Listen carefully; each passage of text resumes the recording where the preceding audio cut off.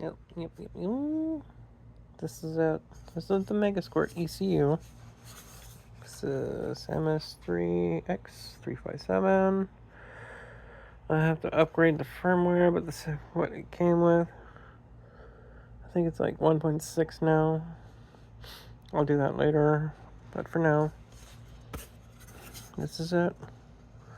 I like this because it has this connector, USB 2, and it does have like an old school other connectors. I forgot what this one's for. I think it's like an auxiliary for the old style PC stuff. For this being constructed in 2020, they use some old school stuff. Some of the most newer stuff that I've seen on this. And then you have the old SCSI ports. 37 dBs. Used to call them SCSI back in the day. One is actually an old school printer style, and the other one's like a SCSI style. You know. If you're an old ass computer tech like I am, burnt out motherfucker, as like I am, then you would understand what I'm talking about. When it comes to this freaking computers, I'm so burnt out.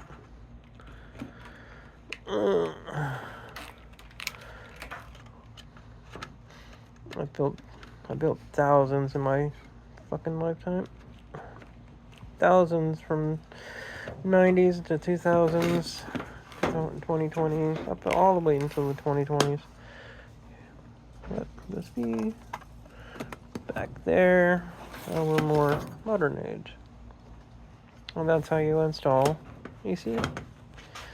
Normally I would have connectors to connect that in, but we normally don't tighten them down until we know everything's good. And because I'll be reinstalling this inside, and if I'm going to do this right, I might actually put it right here, OEM style, which is a big plus. And I can clean up that area and close that hole over there, and yay. So, yep. I'll wait for people from taking a nap, then probably pull this car back out. Hopefully before the car meet tonight, and we'll test the ECU. I had to reset jumpers inside, because this is a fucking old school computer, and they don't know what the hell the new technology is yet. I bet a freaking Raspberry Pi could probably power better than this. It's a big ass challenge, but you know what? It is what it is. They probably do have better stuff now. I have to actually research, but this is a do-it-yourself kit anyways, so it's like, yeah, solder your stuff. I don't know. Do it. Here's the kit. Do it yourself. Have fun. But this is a pre-built kit, so it was easier that way. I mean, the other one was pre-built. The other one wasn't pre-built, the MS2 one. This one, old school. So, I'm gonna go get some food, and then take a shower and get ready for tonight's freaking car thing. Take my Z out because I need AC. And I'm going to be doing stuff with this thing before I take it back out on the street again, really. The full front end needs to get done. I got the rack coming, steering rack. It's going to be an S12 steering rack, but I have everything else to convert the front end to S13. It's a hybrid, so I'll do a nice little how-to video on that. That'll probably be my next weekend project.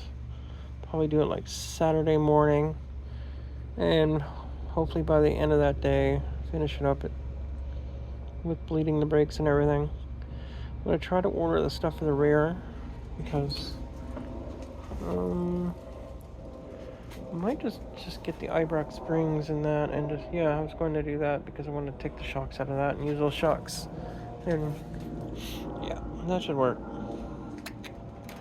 So yeah, so it's gonna sit like this, or at least like how this used to. I had what I call the Wayland mod.